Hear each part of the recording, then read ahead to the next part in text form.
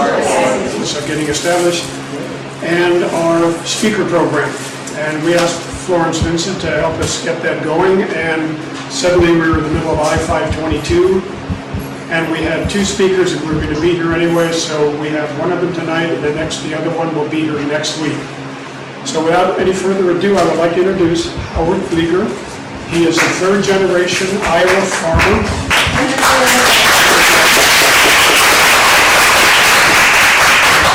Third-generation Iowa farmer. The guy knows what he's talking about when it comes to farming. He's been involved in the GMO issue for, what, 20 years now, Howard, at least? Close. He's a crop nutrition advisor and has also personally set up two companies to help farmers become less chemically dependent or less dependent on chemical farming. Yay. So without any further ado, and if he doesn't announce it, I will. Hold your questions, please, because we're taping this. Hold your questions till the end, and there'll probably be about 30 minutes or so you can ask questions. Thank you for coming. Thank you. Good evening, everyone. Glad I can be with you.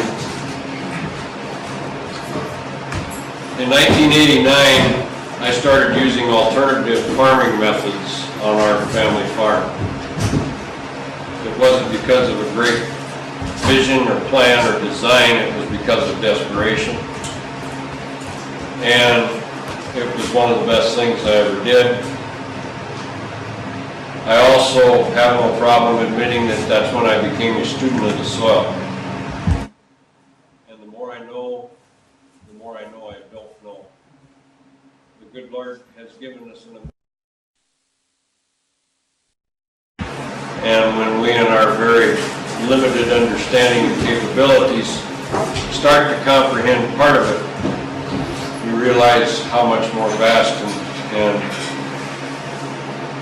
infinitely complex it is, and yet it can be worked with simply when you follow nature. As a result of that, 89, 90, 91, we were very comfortable with what we were doing. In 1992, we started offering the information and the products to other farmers who were interested. That's been a tremendous experience. I'm very grateful to have worked with and still work with family farmers all across the country. I've worked in operations in over 12 states and continue to help farmers that are looking for better ways to improve, whether it's traditional farmers that are moving towards away from the full mainstream system or problem solving, full biological production or organic production. We're privileged to work with them all. And a lot of the experience that I will share with you this evening relative to different issues on GMOs comes through their eyes as well as my own. This is a list of the scientists that I have been fortunate to work with in varying ways, and some of them have been lead researchers in documenting some of the problems associated with genetically engineered crops and or the chemicals used on them. I will refer to GMO and genetically engineered. I'll flip back and forth as far as what terminology I'll use, but it's exactly the same. We're talking about the same item. Some examples of genetically engineered crops. One of the first genetically engineered organisms that entered the food supply in our country was RBGH, or also known as RBST. This was a genetically engineered hormone that was developed to be injected into lactating milk cows. It caused the cows to give more milk. The United States is the only country that it was widely adapted and used to a great extent. Other countries took more of a precautionary principle. I remember the testing that was required when they tried to introduce it into Canada. And the so-called safety testing on it documented the fact that the use of it caused an increase in infection in the cow's udder, which is known as mastitis. It also had an adverse effect on the foot health of the cows. They also had issues as far as the breed back or the conception rates of the cows when they were on this product. I can tell you that today, because of consumer attention, awareness, and resistance, the vast majority of the fluid milk in our country comes from cows that are not injected with this hormone. It is not completely out of the mainstream dairy supply products, but again, because of consumer resistance, it's not used widespread. BT, or Bacillus thuringiensis, is a natural occurring soil bacterium. Organic farmers have used the natural version of BT for a long, long time. If they had an infestation of a certain insect, they could spray this on the crop in a liquid form. The insect would ingest it. It basically chewed a hole in the gut of the bug, and the bug would die. The natural version falls to the soil in a benign manner and is recycled in the soil food web. The genetically engineered version of BT, they're inserting this insecticide into every cell of every DNA molecule in that plant. It can't be washed off. It's within the plant. We're also seeing another insecticidal version known as CRW, which is specifically directed towards the corn rootworm. I will show you pictures and explain this more in depth as we go through the presentation. The most, by far and away, the most widely adapted genetically engineered crops in the world are the herbicide tolerant traits and characteristics. The most widely implemented herbicide tolerant crops are those that are resistant to an application of glyphosate-based herbicides. Glyphosate is the active chemical ingredient in Roundup herbicide and other generic forms of Roundup herbicide, and it's non-selective. It's designed to kill everything it touches. In our country, we have glyphosate-resistant soybeans, corn, cotton, canola, sugar beets, and alfalfa currently in production. As some of you may know, glyphosate-resistant wheat has been developed, but has not been commercialized in our country, but yet has been in the news because of a contamination issue that happened in Oregon. In addition to the glyphosate-tolerant crops, we also have herbicide-tolerant crops known as Liberty Link. Liberty is a different brand name of herbicide, which is virtually non-selective as well. The active ingredient in Liberty is glufosinate. It's a slightly different active ingredient than glyphosate, but again, it's designed to kill everything it touches. Corn, soybeans, and cotton are commercialized in our country with this herbicide tolerance. Rice has been developed, but is not being produced at this time. The goals of genetic engineering, the number one goal that we're told about is the desire to increase the yields to feed the world's growing population. I don't think anyone would argue with the fact that this is a novel idea.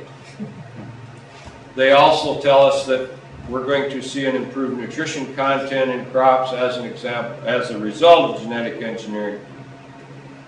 The golden rice has been somewhat of a poster child in this area. It's still in the development stages and the perfecting stages because the number one reason it's not been implemented is it is not performing in the field. The agronomic characteristics of it are substandard compared to the rice quality and characteristics that the other rice is giving the farmers as far as an economic return. The objective is to increase the vitamin A content, which it sounds like they have done, and yet for it to achieve the goal, someone would have to eat 20 to 25 pounds of rice a day to get the amount of vitamin A that they desire. And probably the biggest concern at this point in time, or the biggest factor as to its implementation, is where the rice is going to be used once it's grown, because the mothers of the children that would be consuming this have said, we do not want you using our children as experiment subjects in the test on this because it hasn't had transparent safety testing to this point in time. The drought tolerance is also something they tell us that there will be genetically engineer into the crops in the future. The in-plant insect protection is designed to reduce insecticide use, and I think everyone would agree that this is a good idea. The herbicide tolerance, again, is to reduce the herbicide use, and everyone agrees that this would be a good idea. It also is proposed to improve weed control and make weed control easier. There's no question that that goal was established and completed in the early days of the implementation and the adaptation.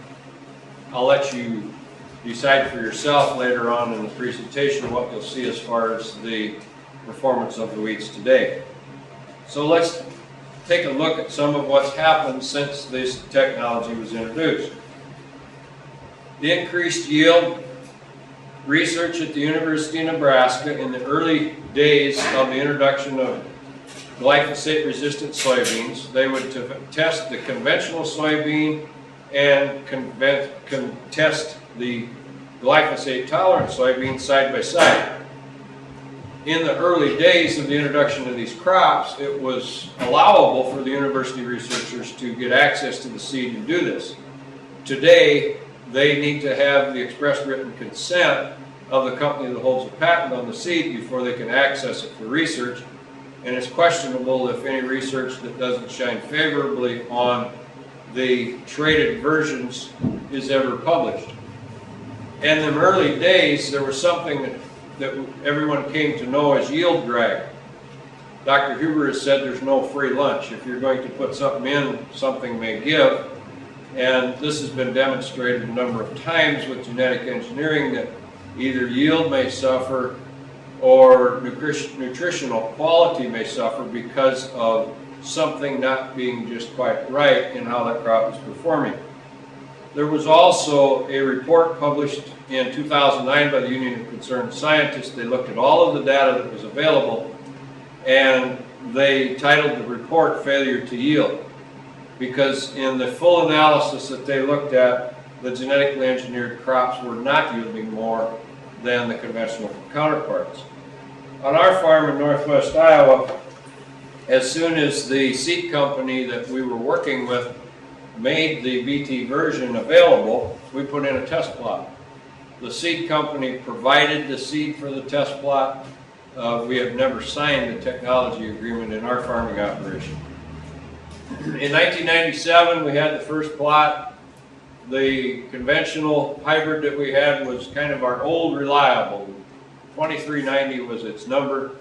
We put in the 2390 and the 2390 BT.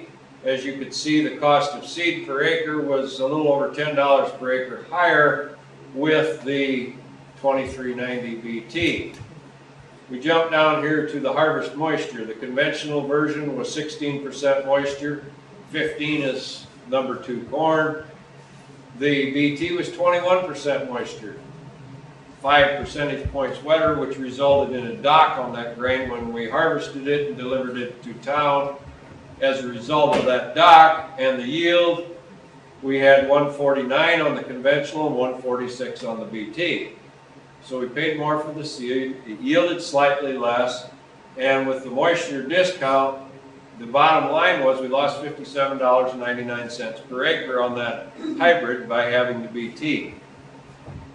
2390, as I said, was old reliable. It was a good, all-around sound, agronomic performing hybrid. It did the job. It had good natural tolerance of corn borer bred into it, which every hybrid can have if the plant breeders are completing their job to a level of success. We also had heard information about the animals maybe rejecting this, so we did a little test that way. Nothing scientific about it. We just put some of the conventional corn in one end of the bunk and the BT in the other end of the bunk and turned a couple cows in there. They consumed the conventional and smelled the BT and walked away from it. As a result of that piqued our attention as far as how we watched this going forward. The following year, we repeated this. The seed company again provided the seed for the plot. Again, the 2390 was about $10 an acre less seed cost. The moisture content was close to the same. The BT was a little wetter, but the yield was 27 bushels an acre less on the BT. At that time, corn was only $1.80 a bushel, so that 27 bushel yield less, along with the increased seed cost, again caused us to lose $58.95 per acre. That was the last time we used BT corn on our farm. Herbicide use rates. When the original glyphosate-resistant crops came on the market, the label rate for glyphosate-based herbicides was 32 ounces per acre of the original strength formulation. In the 2010 crop year, I know of producers in west central Ohio that were applying 96 ounces of glyphosate per application on soybean fields and made 2 and/or 3 applications in that single growing season in order to try and accomplish weed control on some of the weeds that they were fighting. Following up on the herbicide use rates, Dr. Charles Benbrook from Washington State University did a 13-year analysis in the 13th year after the introduction of genetically engineered crops. In the early days, there was a slight reduction in the pesticide use, but by the year 13, when you looked at from start to finish, the overall pesticide use in our country had gone up 1/4 pound per acre on the 13 years, but when he looked at the 13th year, it showed that the genetically engineered crop required 26% more pesticide than did the conventional counterpart.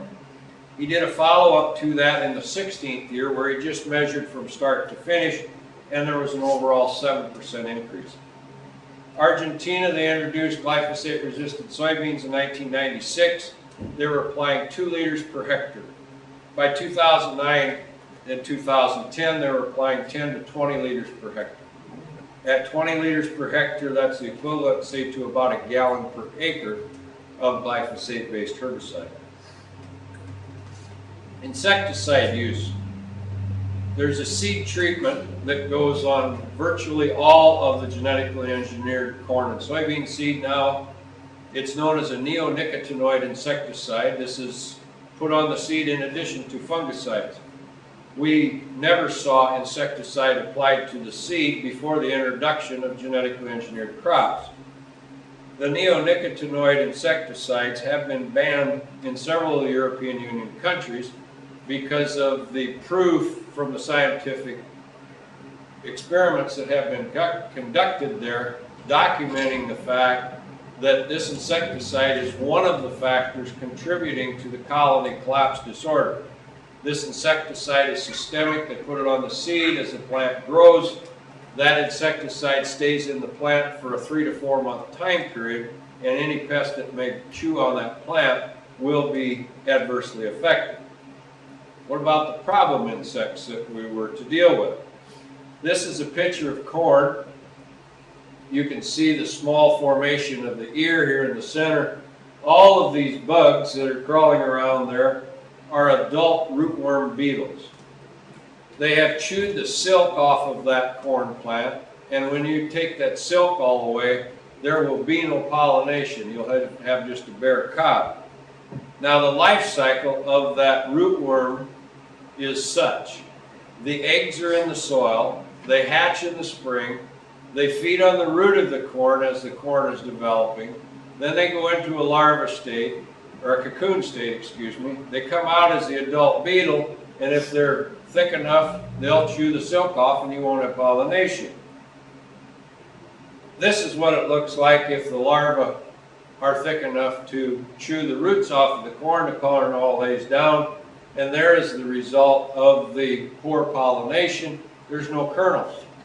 There are rootworm that are resistant to the BT gene in Iowa, South Dakota, Nebraska, Minnesota, and Illinois. There was just an article published by Reuters the 28th of August explaining the increased problems again this year that are more extensive than what the farmers suffered last year in Illinois. as a result of the failure of this Bt to control the insects. Many farmers are using stronger rates of insecticide in addition to the Bt to try and control these pests. So what is the motivation? Is it to grow more food? Is it to enhance the nutrient content of the crops? Technology fees. A technology fee is the royalty charged on a bag of GMO seed by the biotech company that owns the patent on the seed.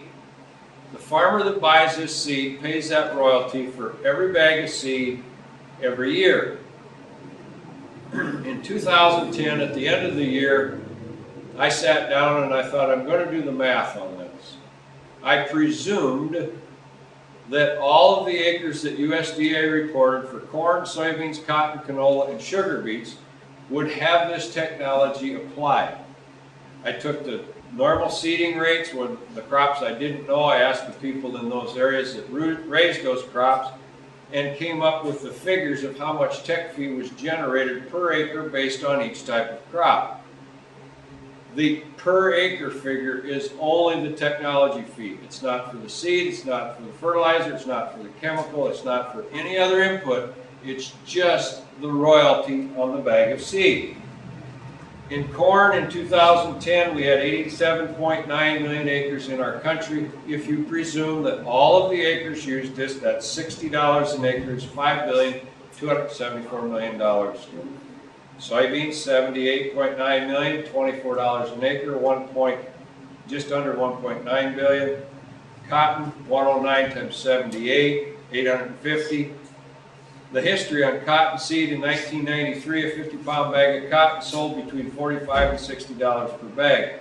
I was privileged to work with cotton seed producers in the southeast U.S. in 2010, 11, and 12, and I learned a lot about cotton. In 2010, they're selling 230,000 seeds per bag rather than a 50-pound bag. The bag will weigh from 38 to 46 pounds depending on the size of the seed, so it's no longer 50 pounds. The seed cost is $159.99 per bag. The technology fee is $412.20 per bag. The seed treatment, which is a combination of the insecticide, the fungicide, and the pneumaticide, which is applied to the seed in order to get for the cotton producers to be able to establish a viable stand of cotton, they need to use this. So the total cost of the retail price of that cotton, one bag of seed, is $697.19 per bag versus $60 in 1993. Continuing with the math on the technology fees, the sugar beets would be 96 million. Canola would be 1.2 million acres, that's another 9 million.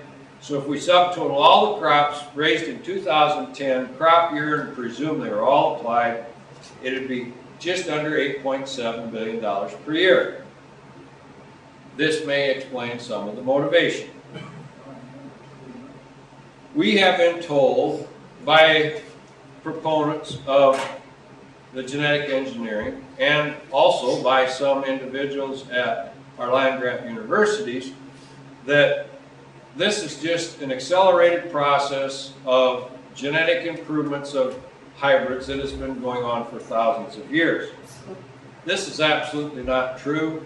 While there has been genetic improvements for thousands of years, some of it by mutation to some extent in nature, we've never seen the extremes and the processes implemented in nature that are being used today in the development of the genetically engineered hybrids. To this point in time, the technologies that have been utilized are as such. A foreign gene is inserted or shot into the DNA of the plant. There is no control as to where the inserted gene will end up or what part of the DNA may be affected when the gene is inserted. In the very beginning, they were using a shotgun type device for insertion. In addition to that, they may have used or do use a virus, such as the cauliflower mosaic virus. The reason for the virus or any other of the infection agents you have to make sure you get a full expression of this characteristic throughout all the cells of all the DNA of that plant. In the example of herbicide tolerance, if you don't have full expression and infection, let's say it's in the top part of the plant, you spray the herbicide on, that survives, but it isn't in the bottom, well, you kill the bottom part of the plant and it falls over.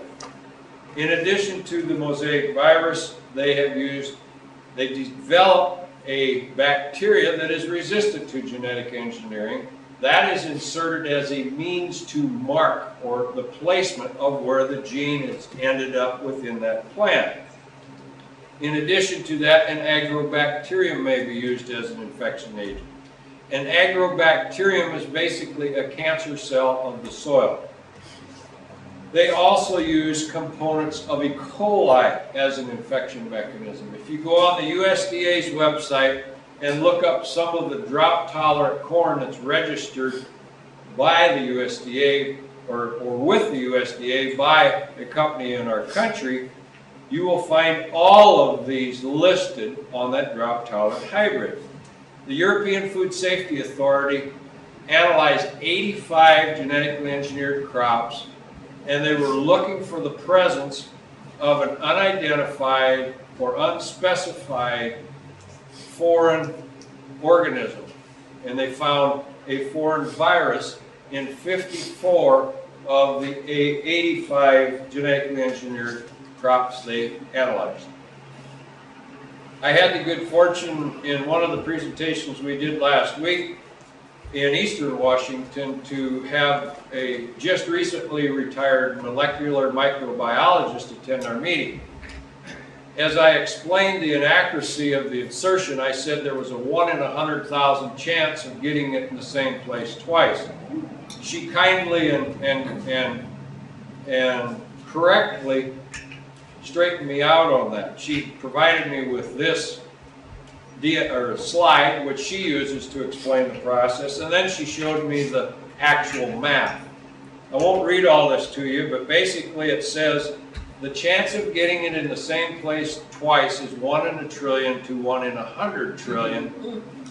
I received another email from her later, and she said it could be in the sextillion percentage chance to get it in the same place twice. So, why is that important?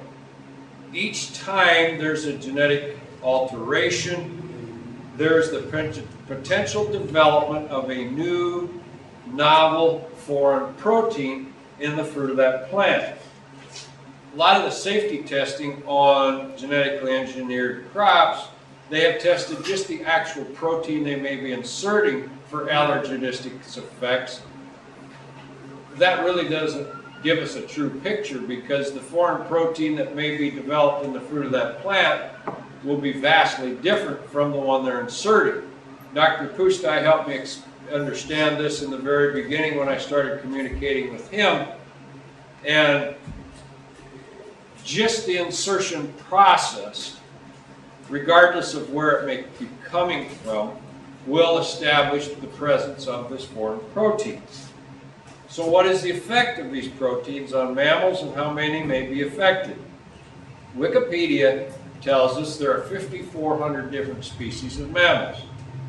We're all part of this experiment that's underway. The experience of the side effects, again, I mentioned I've had the good fortune of working with family farmers all over the country since 1992. In 1998, we had a farrow-to-finish hog operation in Nebraska we were working with. He was convinced to plant his first BT corn by the seed salesman.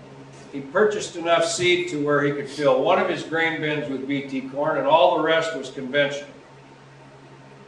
His practice was to pull corn out of different bins periodically, so you keep the grain moving and in good condition in the bin.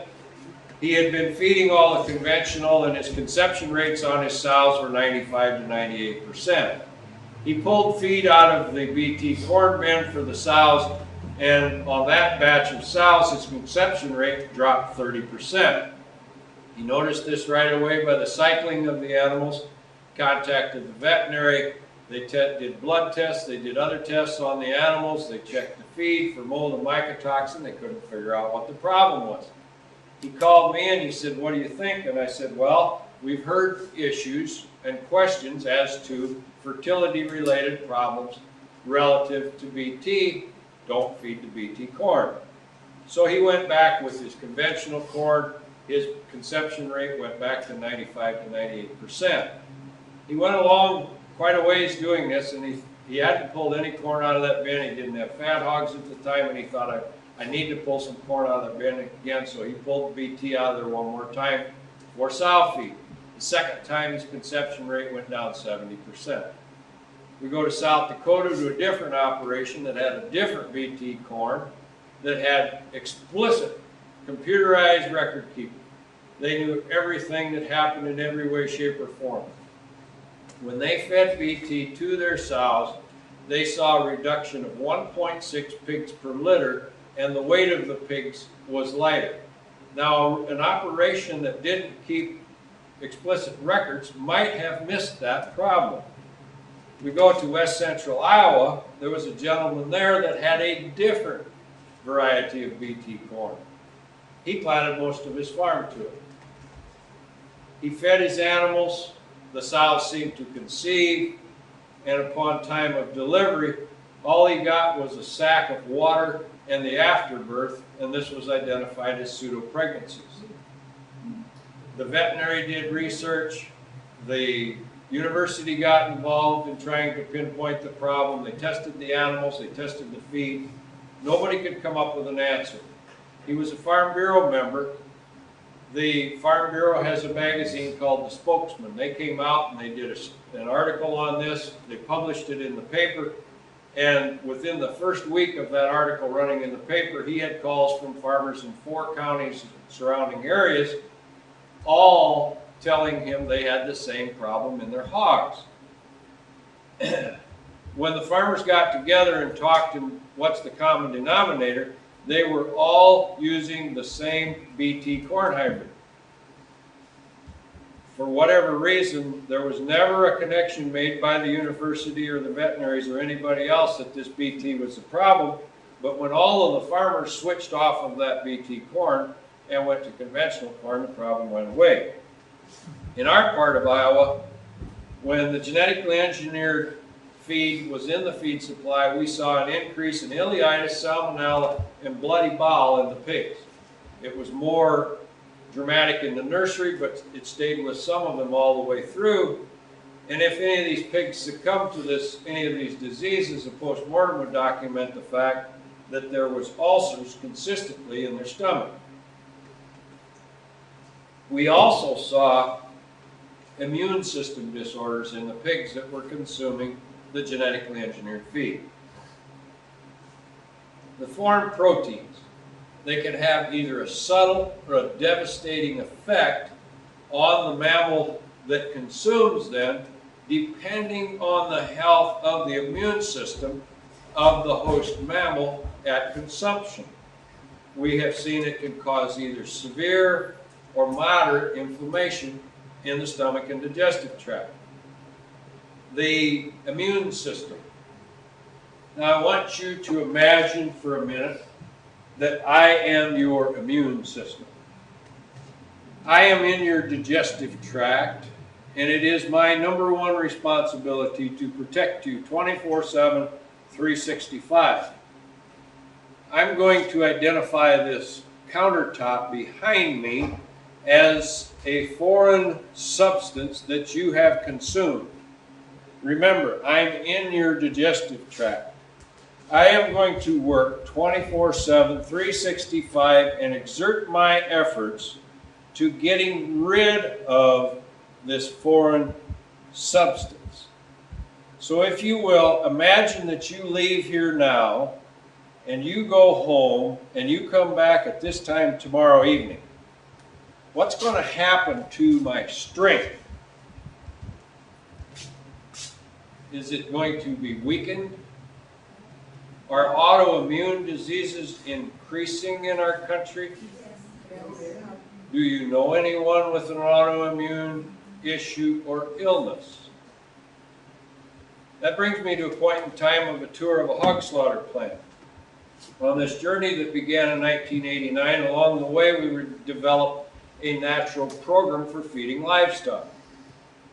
It always contained strictly non-GMO, as well as drug-free, no antibiotics or growth hormones or animal byproducts in the feed. Because of the potential need for custom processing, I went to a hog processing facility 8 miles up the road from my place that they did custom slaughter for a number of different niche market pork companies. I knew the program of the bulk of the drug-free pork programs that they slaughtered for, and none of them had restrictions on feeding genetically engineered grain. At this point in time, the corn in our area was 75 to 80% genetically engineered, and the soybean was 85 to 90%. So it was safe to presume that they were feeding genetically engineered grain to the animals. When we went to the plant, I was talking with the plant manager and explaining what was going on, of what we needed. He says, well, how's your program different than everybody else's? Because we do a lot of drug-free hogs. I started to explain the reason why we wouldn't use genetically engineered grain, because the inflammation, irritation, and eventually ulcers. And as I was explaining that, the plant manager, Dr. McGuire, or the plant veterinary, excuse me, Dr. McGuire walks in, and he heard me say that, and he had kind of a peculiar look on his face.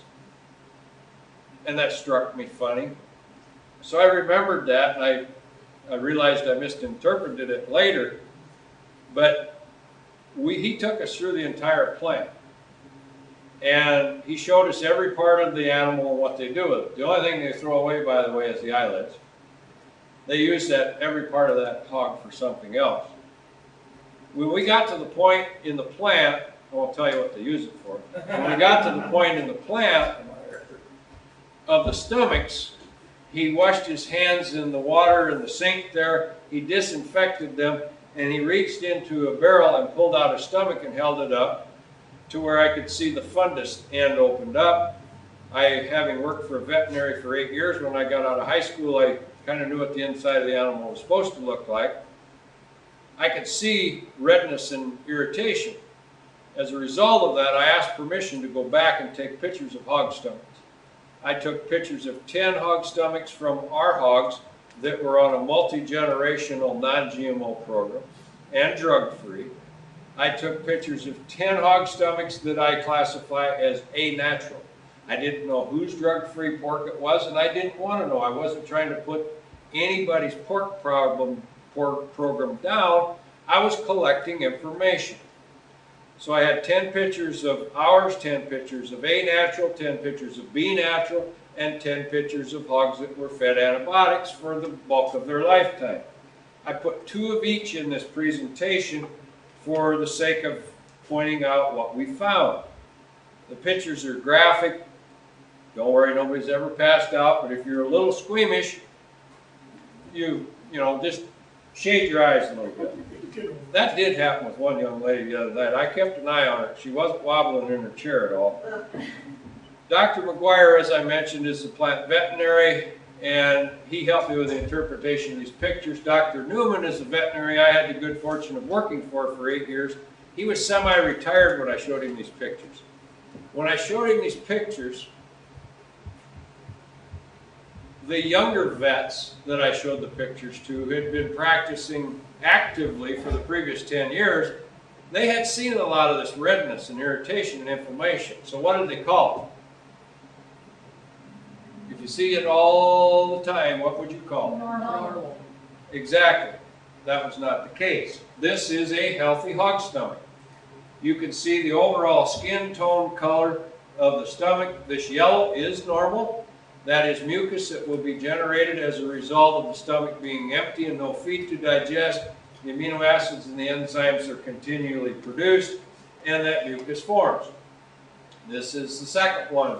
This is actually the most irritated that we had of the 10 that we took pictures of in our multi-generational non-GM pigs. This is the first one of A-natural, and one that was pretty representative of all the A-naturals. You can see overall it's reddened, irritated. inflamed, and right here is a small pinpoint ulcer. This one was one of the worst ones of the anatural. The irritation, inflammation, there were pinpoint ulcers here and here, there were ulcers here and ulcers there. B natural.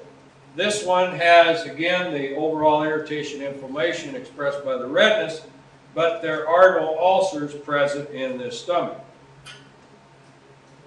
This is the worst one of the B natural. You can see the overall redness, the inflammation. These dark spots are pinpoint ulcers. There are numerous spots in the center. This was a full bleed ulcer at one time, probably 3 to 5 centimeters, and ulcers there again, pinpoint. This is an animal that had antibiotics for the bulk of his life, right up until the time of withdrawal, going to market. You notice how the overall appearance of that is pale. Dr. McGuire was quick to point out the benefit of the antibiotic, lessening the irritation and inflammation. But you also notice it's pale. It doesn't have that skin tone color that you saw in the first two, and right in the center is an old ulcer that has thankfully healed over. This is the worst one of all of the antibiotic-fed stomachs we took in that series of 10. And as you can see, there are numerous ulcers that have healed over in that pig. When I finished collecting all this data and all the situations and circumstances that led up to it, I was describing it as coincidental or circumstantial. And I had a conversation with Dr. Elaine Ingham one day and was telling her what we were seeing, and she said, "Howard, the scientific term for this is anecdotal. Now take it to the next level. Do a scientific study, set up your protocols, and do the comparative to document what's really going on." Well, thankfully, I was led to meet Dr. Judy Carmer. She's in the background in this picture. She's the lead scientist on the scientific study that we did on the pigs. It was peer-reviewed and published in the Scientific Journal in June of this year. As you see, Dr. Robinson here, this is a veterinary, he is analyzing that stomach. We had 84 pigs that we took right off their mother. They came from a GM-fed herd because we couldn't find enough pigs to fit the need for the study from a non-GM herd. We had 84 pigs we took right off their mother, and all the feed they consumed from the day they were weaned to the day they went to market was non-GM corn and soy. We had 84 pigs that were taken right off their mother, and all the feed they consumed from the day they were weaned to the day they went to market was GMO corn and soy. We harvested all the animals, did full autopsies on everything, weighed all the organs, inspected all the body parts, and these are some of the pictures. A non-GM fed stomach, again, mostly healthy in appearance. Another one, there was some irritation, inflammation in the non-GM fed. Again, these were from mothers, these pigs were from mothers that had GM as their only source of feed. This is a typical example of the the severe inflammation, which was a significant statistic in the study. You see the redness, there's an ulcer here and some ulcers here. And here's another one of the GM fed. Again, the redness and the severe inflammation is well expressed. The statistical results of the study, the GM-fed pigs were 2.6 times more likely to have severe inflammation in their stomach than the non-GM-fed. When we broke that down by sex, the males were 4 times more likely and the females were 2.2.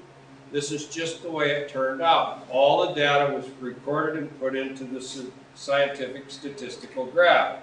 The other significant finding was we weighed all the organs, we weighed the utera of the female pigs. The GM-fed female's uterine weight was 25% heavier than the average weight of the non-GM-fed pigs. We knew going into it that we had experienced reproductive problems. We knew going into it we had experienced digestive problems. But to say that this was specifically anticipated was not in place. If we'd have known that it was going to turn out this way, and we didn't know this until the statistics were all done, because they except for one person who was recording the information, everyone else was blinded as to what was going on to make it biased and impartial. Those uterus should have been retained for histology work to determine why were they heavier, because I've been asked that question a lot. Dr. Carmen has made different possible examples of what could be wrong as far as abnormality, but I don't speculate on it. Anecdotal, to me, is a lot like common sense. I realize the importance of scientific study, but on the farm, when you see it happen, you make a correction, it goes away. You see it happen, it comes back. When you change things, you have to pay attention to that. In this study, we had to weigh these pigs every week. When they were small, we picked them up and put them in a container on the scale and recorded the weight along with their numbers. When they were bigger, we had they ran down an alleyway, they went through kind of a maze of sorts. It was a simple one, it wasn't complicated. And this was a weekly task. Well, pigs are creatures of habit. They would get in the habit of doing this, except the GM fed. They had trouble conducting this simple task of this weekly weighing. When we would get them close to where they were in confined quarters, it was consistent what happened. They were irritable, they were biting on one another, fighting. It was very consistent. We did not see that with the non-GM fed. This was not something we expected to find, so we weren't capable of recording it. There was an overall listlessness and lack of contentment in the GM fed as well. When the weekly weighing time on the non-GM fed animals, it was like playtime. They got out of their normal pen, they get to run around, they go through this funny little circle, and they get on this jiggly thing, and once you got off the jiggly thing, then you could run around and kick up your heels until they locked you up again. We also saw a skin-related issue on the GM-fed pigs. Again, nothing scientific about this, but I have seen this in other operations, but nothing to compare it to, as you can see. And thankfully, this animal grew out of this in a reasonable time. When they were in the nursery, of course, they were inside all the time. These animals were finished, in the grow finish stage, they were outside, and the vitamin D from the sunshine cleared this up faster than anything else you could give it. We're shifting gears now to beef. I have a friend in Ohio who butchers animals on the farm. This is not scientific, it's just an observation. He butchers animals for himself. He only raises non-GMO. He butchers animals for the neighbor. On the left, you see the beef carcass hanging here with the viscera still intact. And you see the lining covering the carcass, and the abdominal cavity is white. On the right, you see more of a yellow color. I've been told that if a mammal consumes a toxin, it will accumulate in the fat, which would be a cleaner, less toxic animal based on that observation, the white or the darker. This is a slide that demonstrates the records from the hospitals and the emergency room visits and discharges from hospitals from 1992 through 2004 for inflammatory bowel disease in the U.S. There's also two lines on there that show the increased incidence of genetically engineered corn and soy. As you can see, the trends are similar. I have many more slides to look at this a little later. Glyphosate is the active chemical ingredient in Roundup herbicide and many other non-selective forms of herbicide. The number one use of Roundup when it was first come on the market was as a burn down. In 1974 it was introduced. 1975 a farmer could spray it on his field, kill everything that was there, and then go plant into a clean seed bed. As we progressed in the introduction of glyphosate-tolerant crops, then we had the use of the glyphosate herbicide on that crop. The crop would tolerate it and absorb it, and the crop wouldn't die and the weeds would.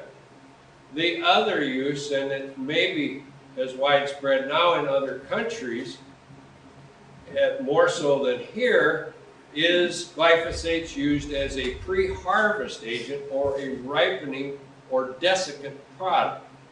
Let's say your oats is just about ready for harvest, but not quite there, and you'd like to speed it up. So you spray it with Roundup or a glyphosate herbicide, and in 7 to 10 days you can go out there and harvest it because it's dried down. Well, that's done with oats, wheat, rye, barley, edible peas, and in some countries corn and flax and other crops.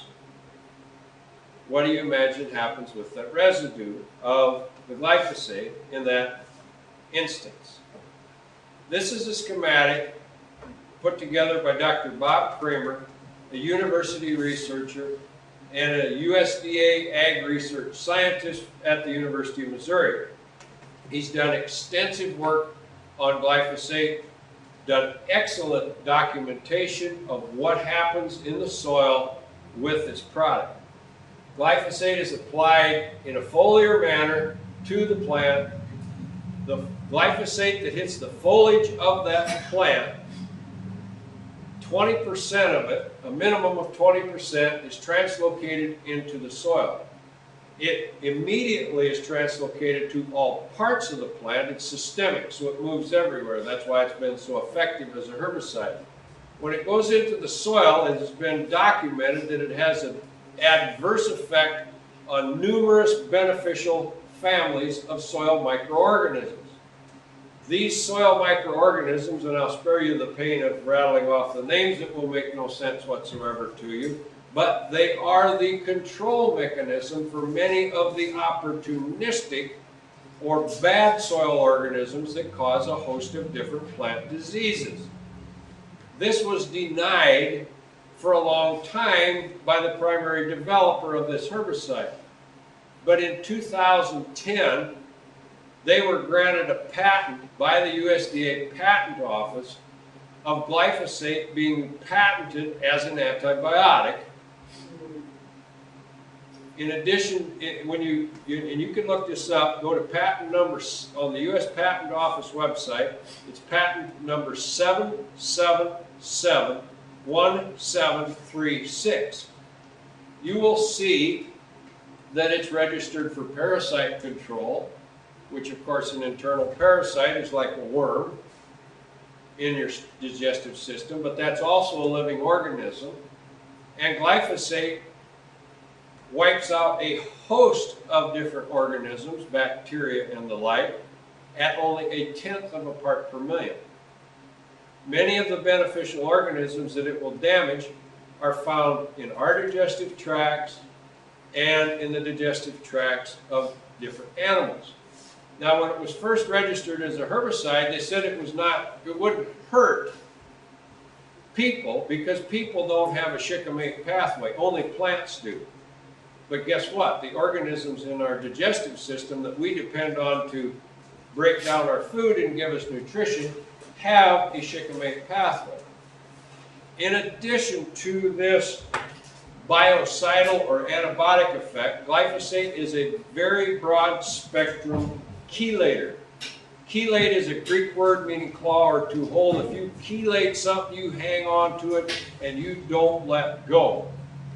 Glyphosate chelates calcium, magnesium, manganese, zinc, iron, copper, nickel, cobalt, boron, selenium, molybdenum, and potassium. It don't let go. It will chelate those nutrients if it comes in contact with them in the soil. It'll chelate those nutrients in the plant. It'll chelate those nutrients in the grain. The half-life of glyphosate. When it goes into the soil, it binds quickly to the clay particle in the soil. But the half-life is the time in which half of that chemical is broken down and digested and gone. Depending on the soil conditions, the half-life is from 14 days to 22.5 years, depending on the conditions in the soil. This has been scientifically documented. It is not hearsay. This, on the left, in this picture, you see 3 pots like you would grow flowers in. A is a pot that has sterile soil in it. B is a pot that has soil from a field in it. And C is also a pot with soil from a field in it. These are edible beans that were planted in these pots. This one was sprayed with glyphosate, and so was this one. This one was not sprayed with glyphosate. This scientific study was repeated 4 times with the exact same results. When you spray a plant with glyphosate that's growing in sterile soil, you will not kill it. You cannot kill it. You see how much shorter that plant is than this one? It has been stunted because for 2 weeks while that glyphosate is in that plant system, it cannot grow. The hormones cannot move without through in the plant and make it to grow. The thing that kills that plant is the increase in soil-borne fungal-caused diseases. The soil-borne fungal pathogens increase disease and cause that plant to die. Glyphosate also restricts the plant's ability to protect itself from these diseases. On this side, you see a corn plant. Again, this is a scientific study. This corn plant was purposely injected with anthracnose, which causes stalk rot. The natural capabilities of the defense system of that plant, which is the production of the amino acids and the enzymes. When that plant senses attack, it sends out those amino acids and enzymes and it protects itself. It's kind of like our immune system, but we can't call it an immune system because plants have a defense mechanism. These corn plants were also injected with the anthracnose, but they were treated with glyphosate. It completely stopped that defense mechanism within that plant. In essence, to give you a comparison, it's like giving that plant a bad case of AIDS. You cannot kill a plant without the presence of the soil-borne fungal disease. This scientific experiment further documents that. It was conducted at Purdue. They applied a fungicide known as Ridamil with the glyphosate, and it completely wiped out all the herbicidal activity of the glyphosate. This is the listing from a scientific study that was published that documents some of the diseases, plant diseases, that increase as a direct result of using glyphosate in the field in the growing year or previous years to when the crop is raised. Everything from apples to wheat. You have apples, bananas, barley, beans, canola, citrus, cotton, grapes, melons, soybeans, sugar beets, sugar cane, tomato, and wheat. All these plant diseases increase as a direct result of the use of glyphosate herbicide. In this picture, you see a picture of cornfields in the state of Iowa in 2010. What is the predominant color of the corn in the picture? Brown. If the corn is all mostly brown as you're driving through the neighborhood, what would you call it? A lot of people would be correct in calling it dead. Others might call it normal. If most of it's brown, it would be normal, wouldn't it? But is it normal? This is a non-GMO cornfield that was not sprayed with glyphosate herbicide, and that is what normal corn looks like in Iowa in August. But this has become, in essence, somewhat of a new normal. For that year, it was very dramatic and pronounced. This year, it's not quite as pronounced, but you can still pick out the non-GMO cornfields in the field or in the neighborhood because they're the greenest ones there. Here and sweet corn here. They killed this alfalfa with 2 quarts of a glyphosate herbicide in the fall so they could plant it to beans the next year. They planted the whole field to glyphosate soybeans, and they sprayed it with glyphosate herbicide once. These brown beans have died because of sudden death syndrome. It's a disease, soil-borne fungal disease that's been documented to increase with the use of glyphosate herbicide. To date, there are 24 weeds, quote unquote, worldwide that are resistant to glyphosate. This is one of the more infamous glyphosate-tolerant weeds in the United States. It's the amaranth pigweed. You can see there are some corn plants in this field.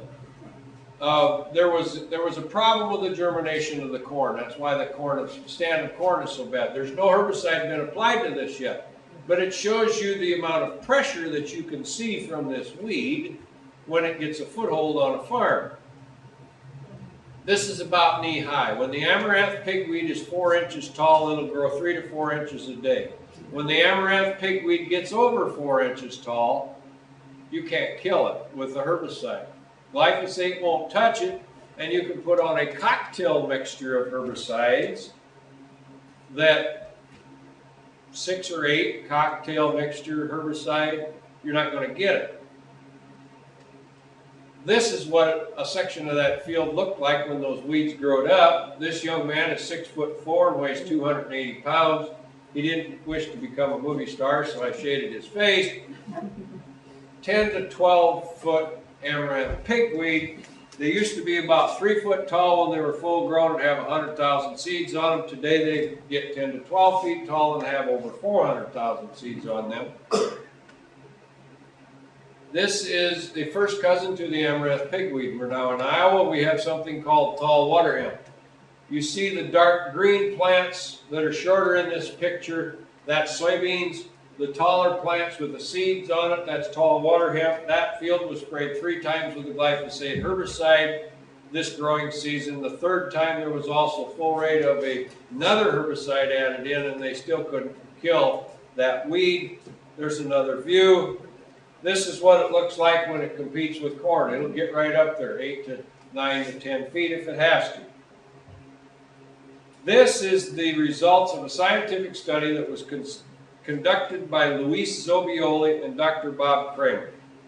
They took a conventional soybean and the glyphosate version of the same soybean, and they grew them side by side in the greenhouse in the exact same conditions. They applied glyphosate, of course, to the glyphosate-resistant soybean and not to the other. And they applied half rate twice of glyphosate and full rate once, and looked at the different effects. The lignin content of the plant dropped significantly. The amino acid production ability of the plant dropped significantly. The photosynthesis capabilities of the plant dropped significantly, and the water use efficiency declined, or in other words, it took more than twice as much water to raise the same amount of plant biomass. So what's the significance of the amino acid? Remember the disease in the corn, and it couldn't stop it because you inhibit that self-defense mechanism. Reduce the photosynthesis capabilities, it won't grow quite as good. Reduce the lignin content, and when the wind blows, as happened in this cornfield the night before this picture was taken, 50-mile-an-hour wind, the conventional corn is standing, but when that lignin content goes down in the plant, it's too weak and it can't stand up. Now, this study that was done on the soybeans has not been conducted on corn to my knowledge, but it would sure make sense if that lignan's going down like that, that would contribute to that plant not being able to stand up. Glyphosate residues. In 2010 and 11, Paul Capel and his team of U.S. Geological Service scientists set up monitoring equipment in Iowa and Mississippi to monitor the amount of glyphosate in the air, in the rain, and in the rivers. They published the results. They found significant levels of glyphosate during the growing season in the air, in the rain, and in the rivers. We have also anecdotally found glyphosate in alfalfa, barley, corn, edible peas, potatoes, and soybeans, and more. In the alfalfa, this was conventional alfalfa that was fertilized with poultry litter. The glyphosate residue in the poultry litter was taken up by the alfalfa and ended up in the dry hay that was harvested to feed the animals. The aminomethylphosphonic acid, or AMPA, that's the compound that glyphosate degrades to as it starts to break down in the soil. It's even more toxic than glyphosate is.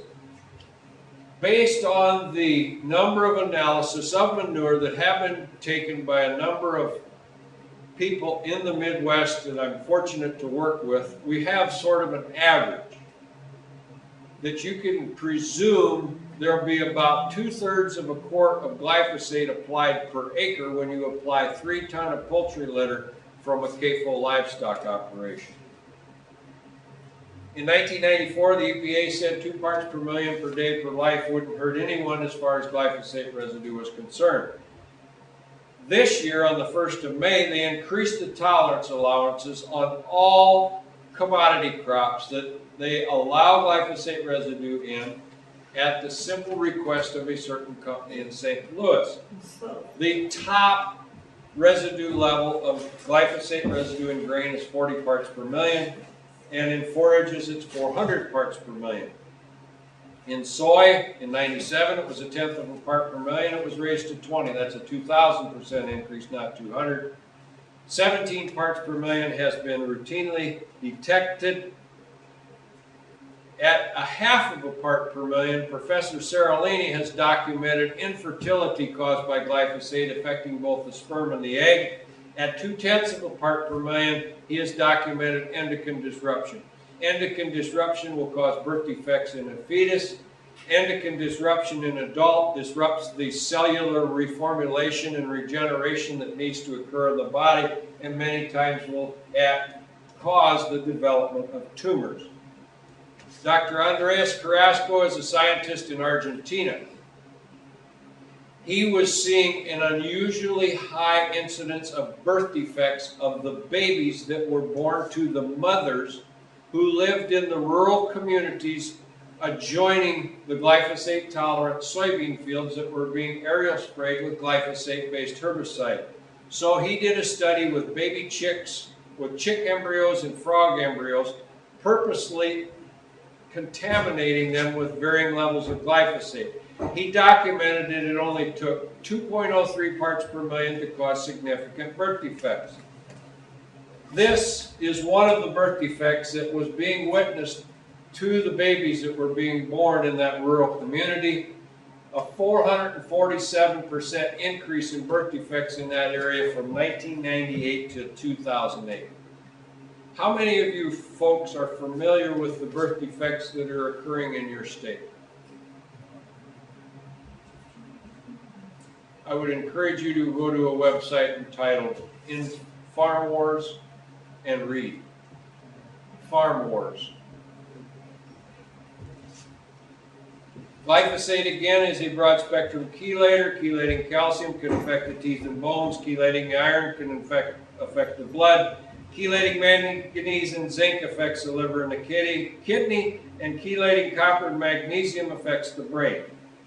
This is a picture of a stillborn calf that's manganese deficient. Dr. Art Dunham is a veterinary colleague that I've worked with for I don't know how many years now. He's in Northeast Iowa. he did an excellent job of detecting nutrient deficiency problems in the livestock of his farming customers early on. He didn't understand why it was happening, but he knew that the nutrient deficiency was happening. In his part of the country, manganese levels are historically high, and they always had to be careful not to add any additional manganese, because if they did, they would see manganese toxicity. Now, because of the increased use of glyphosate, we believe that manganese is tied up in the soil. So it's tied up in the soil, it's not coming in the crop, it's not in the crop, it's not in the grain or the feed, thus the health problems for the livestock.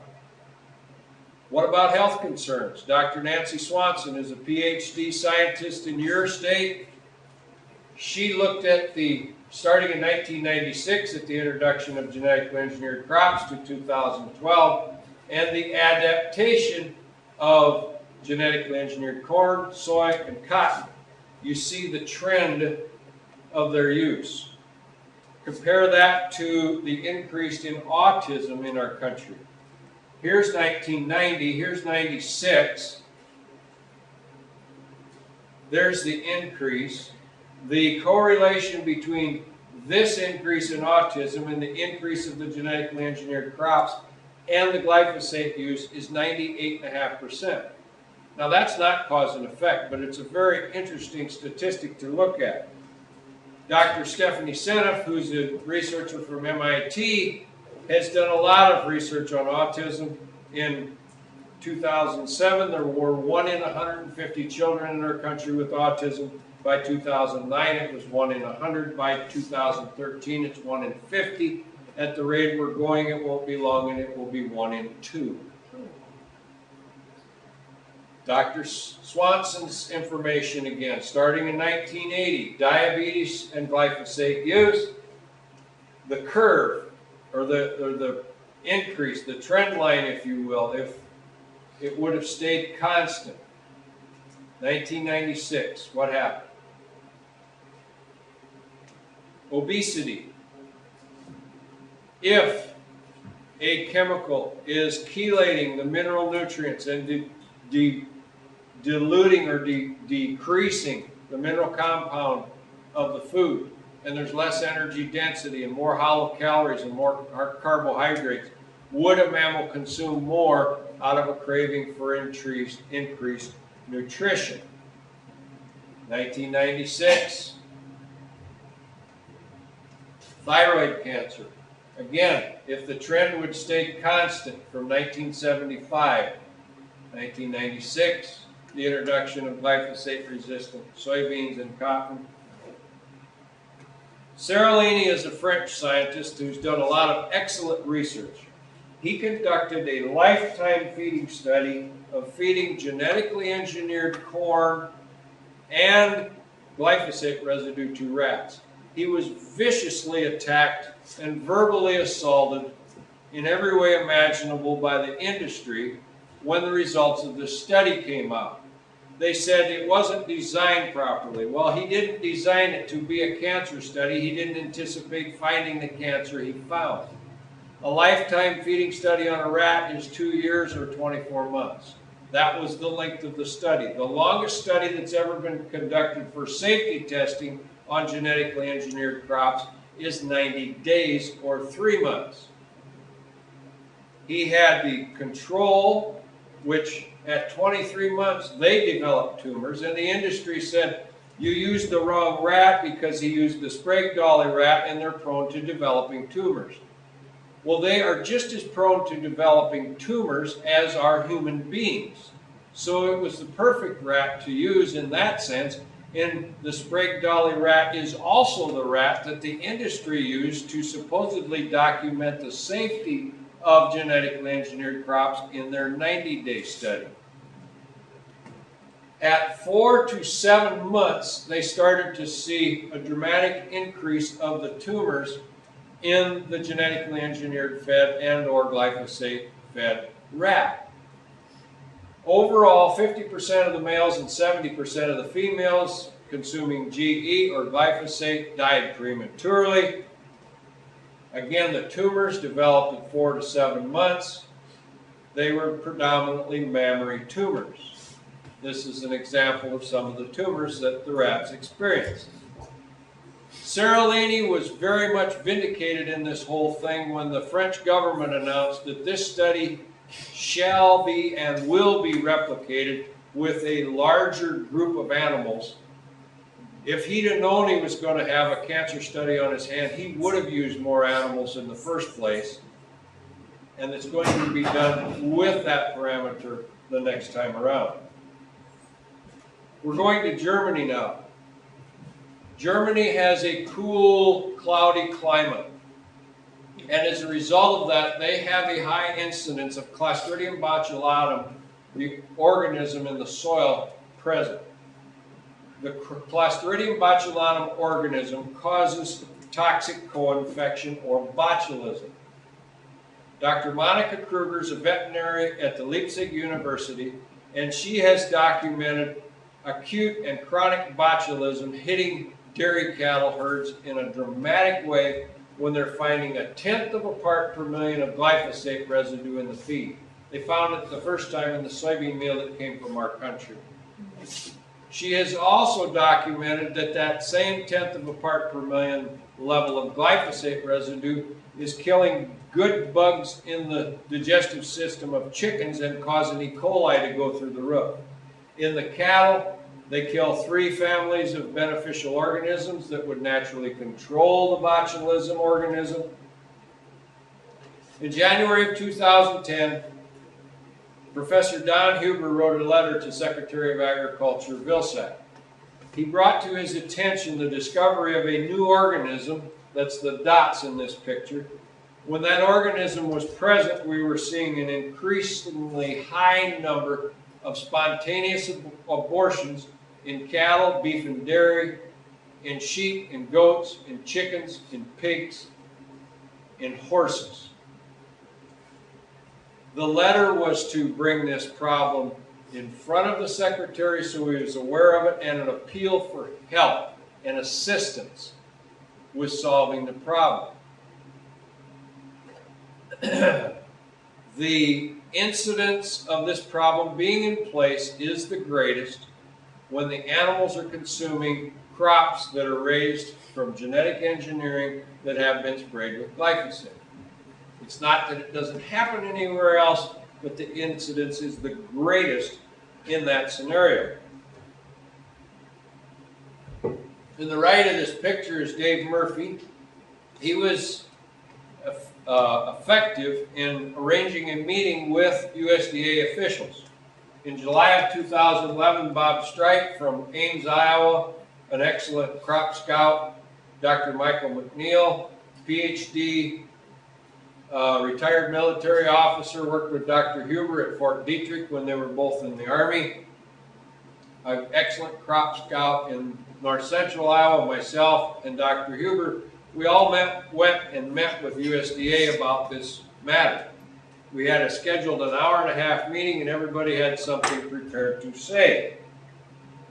Dr. McNeil went first. He told the farmers that were early adapters of glyphosate technology in his area, and the ones that used it year after year after year, saw their corn yields in an excellent year for weather. Instead of having 220 bushel corn, had 70 to 120 bushels of corn, when the neighbors who didn't use as much glyphosate were at the 220. They saw their soybean yields go from neighbors' yields of 70, theirs were 20 to 30. Then Bob Streit told of all the plant disease that he was seeing in all the fields that he was scouting that were using the glyphosate. When it was my turn to talk, I asked a question. I said, please show me the long-term independent peer-reviewed published studies you have on file to document the safety of any of the genetically engineered crops your agency has approved. I received no answer to that question from the 3 USDA officials that were at the meeting.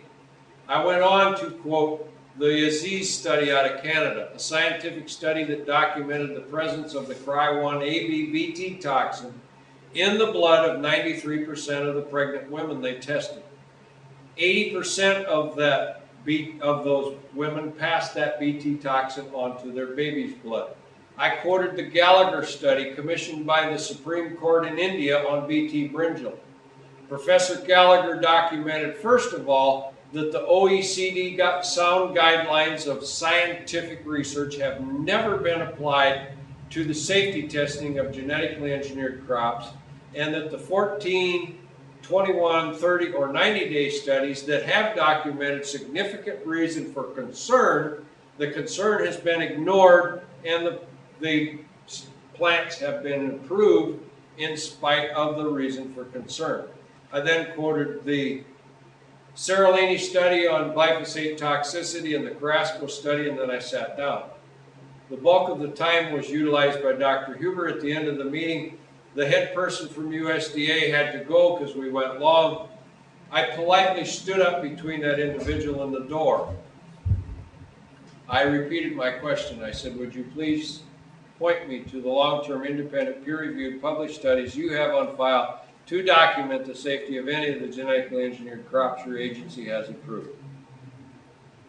I was told that was not that person's job, and that was a correct statement. I politely stepped out of the way and that person left. The person whose job it was in the meeting and came up to me and said, I would like to address your question. The response was, we have an EIS for every genetically engineered crop on file. For your benefit, an EIS stands for Environmental Impact Study. How this process works, the company that develops the genetically engineered crop conducts an environmental impact study, brings the paperwork to USDA and gives it to them. The USDA puts this out for public comment for a period of 60, 90, or 120 days, whatever the case may be. They ignore all the comments they have received and they approve the crop. I said, yes, sir, I'm familiar with your EIS process. I said, I have participated in it numerous times. I testified at the field hearing you held in Lincoln, Nebraska on Roundup Ready alfalfa and sugar beets. I was the only person that testified against deregulation of them.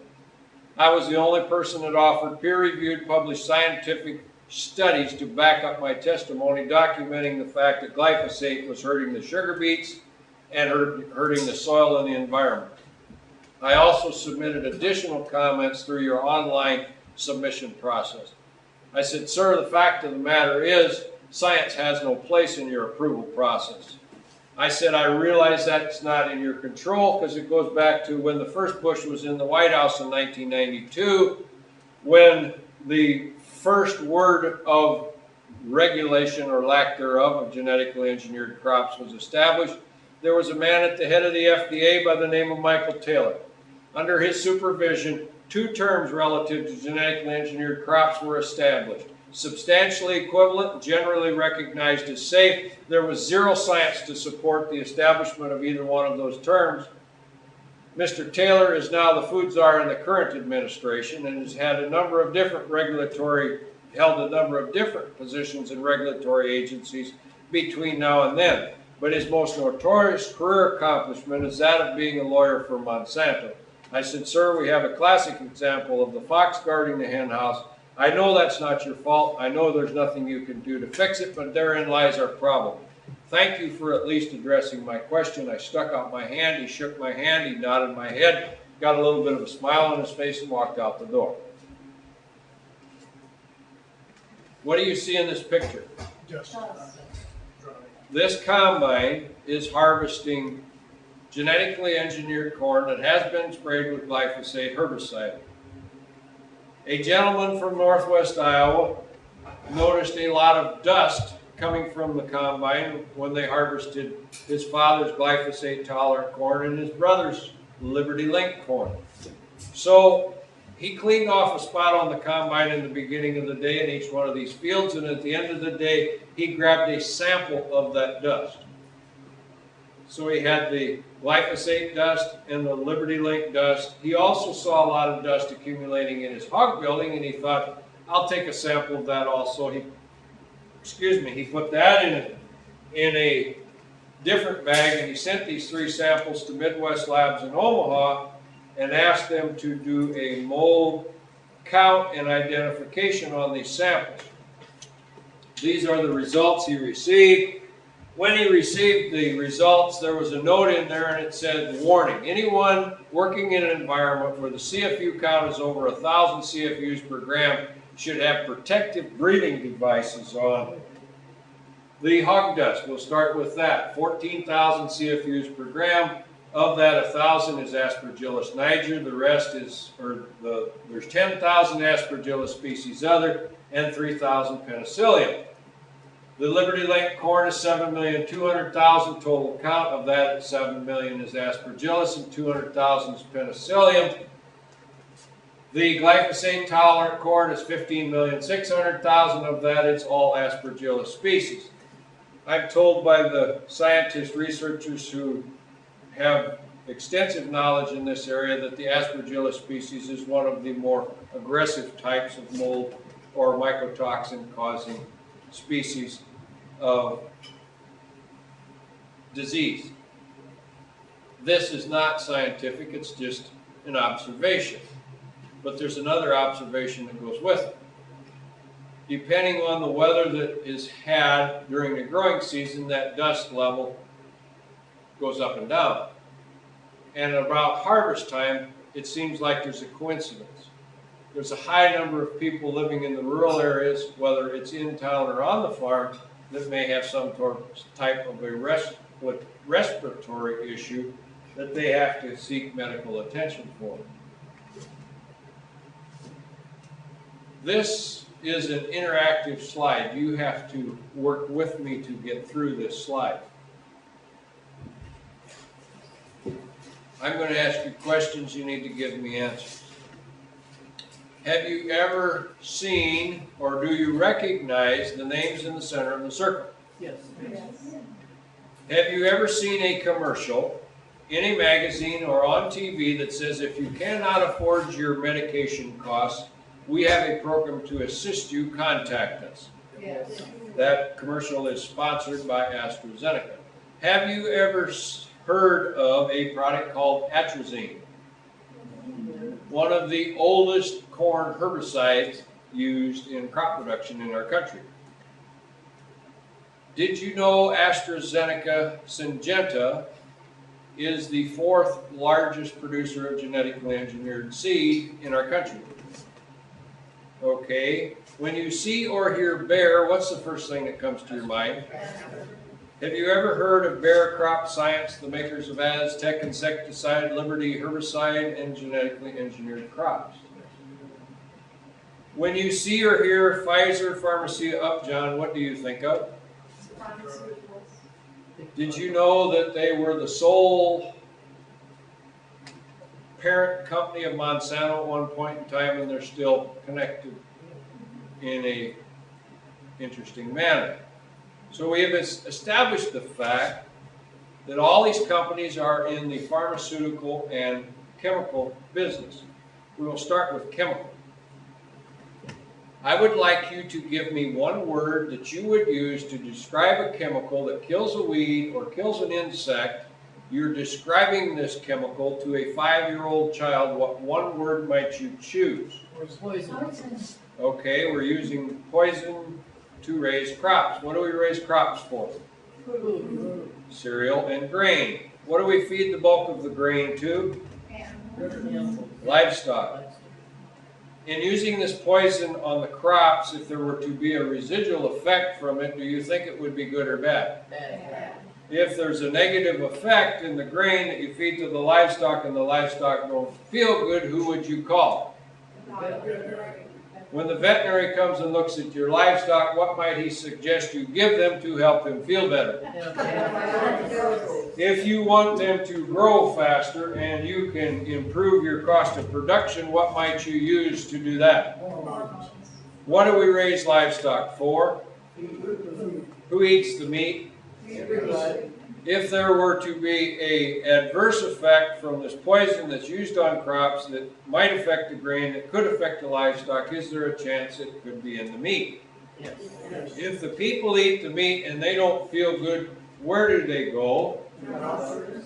After you go to the doctor, where might he send you with a little piece of paper with his autograph on it? Drugs. Does that present a positive cash flow for the companies in the center of the circle? Yes.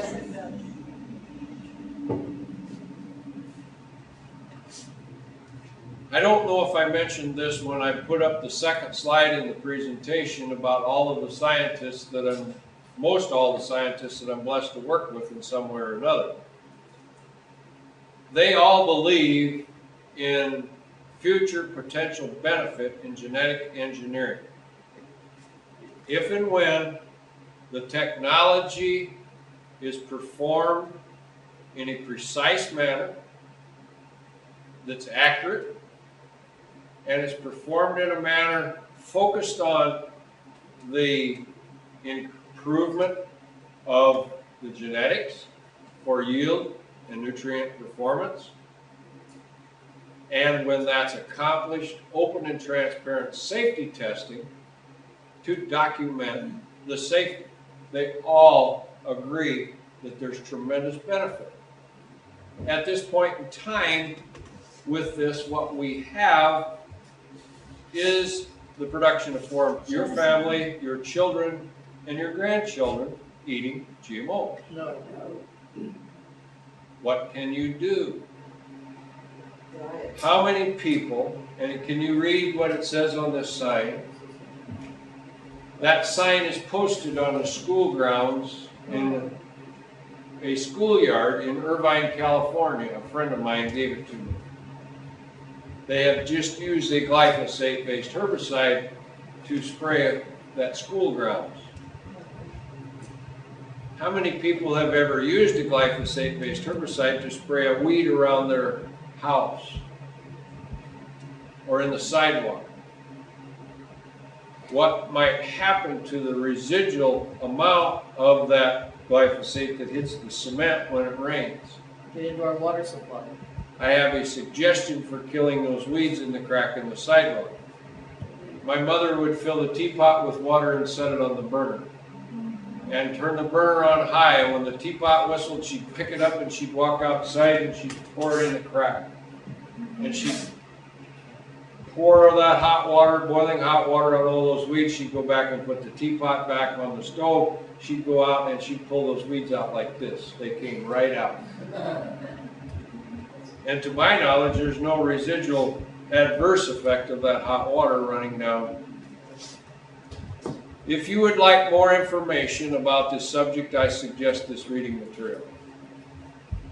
I believe it's as accurate of a broad stroke view of this subject as I've read.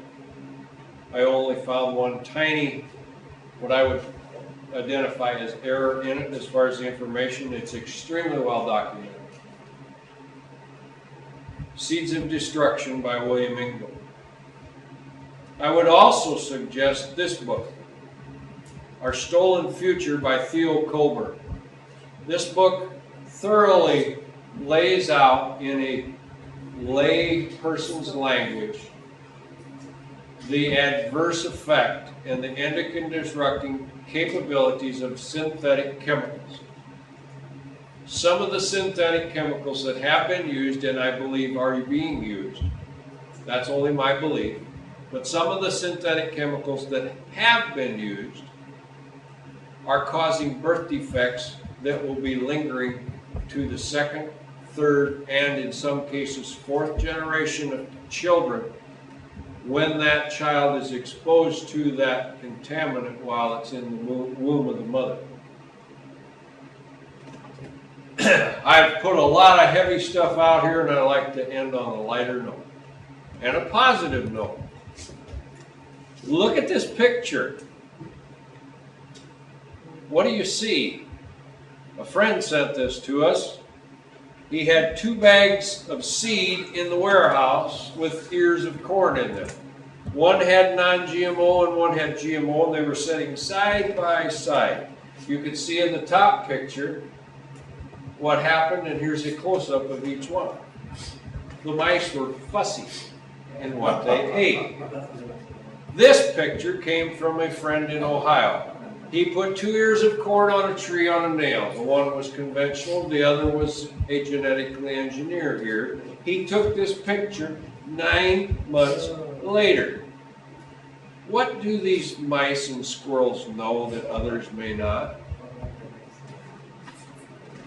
A positive alternative to producing the food that's needed to feed the growing population of the world.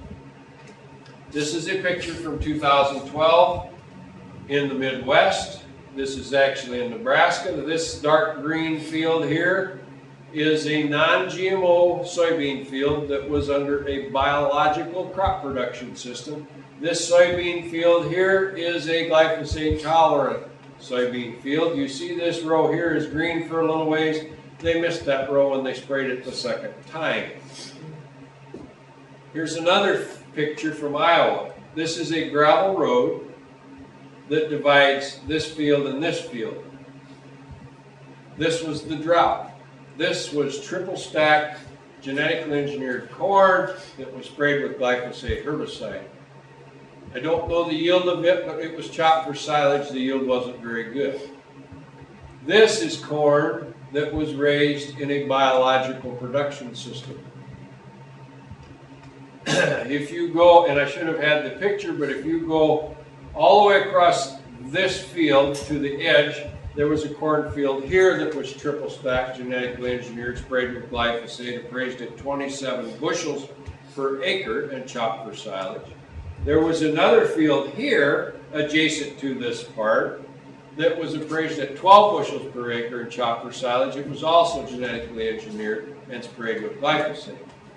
The settled yield with crop insurance on this biologically managed farm of non-GMO corn was 109 bushels per acre. So you had 9, 27, and 109. We have challenges before us in this whole endeavor, and I'm privileged to work with all of these researchers. We have to do the research and we have to do the funding for this research. If anyone would be so inclined to want to contribute in any manner whatsoever, please send me an email and I'll direct you to the process that any and every deduction is completely tax deductible. We have a 501c3 set up. The vast majority of the research dollars in our country are controlled by the powers that be.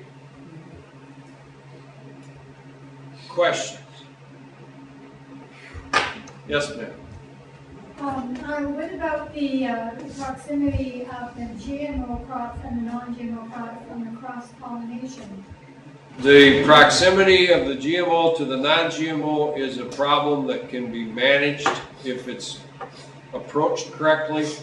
You straddle the planting time on corn and you eliminate the vast majority of the cross-pollination. It will be very, very minimal. Yes, sir. When you were showing pictures of adjacent fields being sprayed and not sprayed, isn't there a danger of when the one that's being sprayed with biphosphate that it drifts with the wind or whatever to the other side? Yes, but there's also ways to monitor and mitigate that. If there is a drift issue, and in some of the scientific research that was conducted, they used a 40th of the label rate of glyphosate to determine the amount of chelating capabilities on certain nutrients, and at a 40th rate, you would chelate the specific micronutrients they were looking at. If there's any visible sign of that happening, you can go out there and foliar feed that. We have the products to mitigate and remediate all of those adverse effects that may show up. Yes, ma'am. I'm not really aware of what happened in Oregon, but with the contamination or the introduction of some GM seeds there.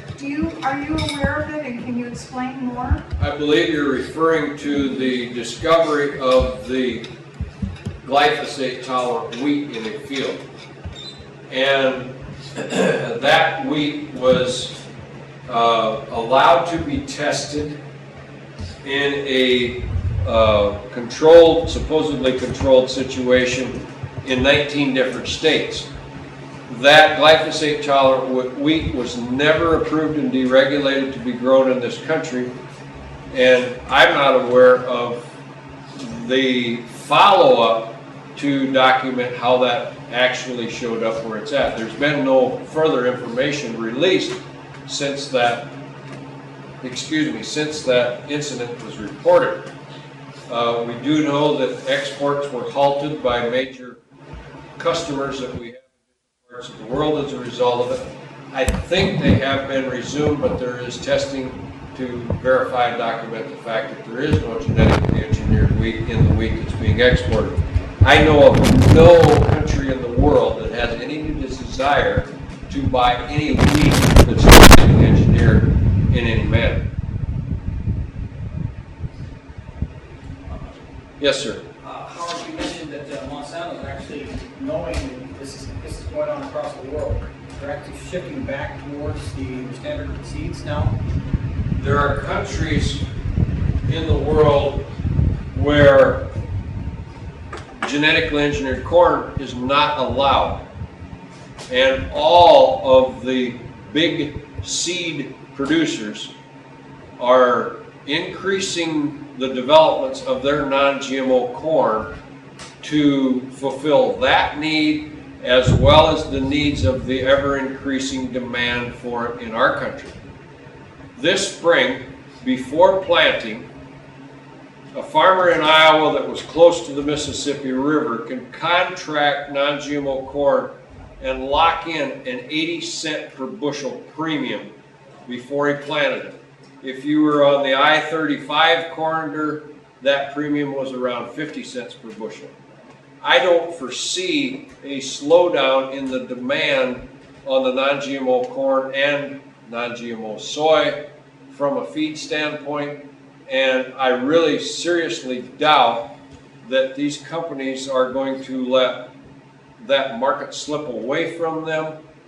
They are going to fulfill that need for that non-GM seed.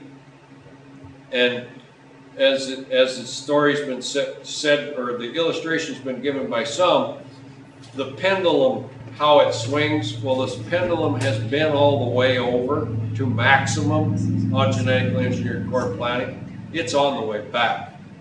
We're seeing a consistency in increased demand, and sadly, in some cases, a shortage of supply, but it's increasing every year. It's very encouraging what's going on. And the livestock producers that are aware of this, I think of one particular operation in South Dakota that we have worked with in the past. We convinced them, because of the health problems they were having in their hogs and their other livestock, to get on non-GMO corn. They switched. 7 months after they had made the switch, they showed me the records. They were on a computerized records keeping system. They had gone up almost 3 pigs per litter per sow. I kept telling them, you have to go back to the GM to prove to yourself the difference. I kept telling them, and they kept looking at me like, what's wrong with you? And finally one day they answered what was behind the expression. They had been on non-GMO corn for over a year. They had over 1,000 head of hogs farrow to finish. I don't know how many turkeys they were raising and how many cattle, but this is what they told me. You make out a check for $250,000, and we will consider making that switch back to genetically engineered corn, because we do the bookkeeping, we know what happens in our operation. We have $250,000 more money in our pocket at the end of the year by using non-GMO corn, because we have less death loss, we have less antibiotic use, we have better performance in our livestock. I know of another operation that made another switch. They called and asked for information. Some of the members of the family came to a meeting, they listened to it, they went home, they switched it over, they had lots of livestock. They switched their complete system so they could completely isolate GM and non-GM. The day they switched the pigs in the nursery, I got a call from them about 10 days later. They wanted to ask some questions. The day they switched the feed in the nursery, the following day, their antibiotic use dropped 85%. They keep track of all of the time spent administering the antibiotics. They keep track of all of the antibiotics used. They're at a 90% reduction of antibiotics today since they went off of GM corn, and they're also getting off of the GM soy. They cannot believe the improvement in the health of their animals, and they're not going back. And the performance of the non-GMO corn has consistently been beating the traded corn in numerous plots all across the Midwest whenever the comparison has been made the last 2, 3, 4 years.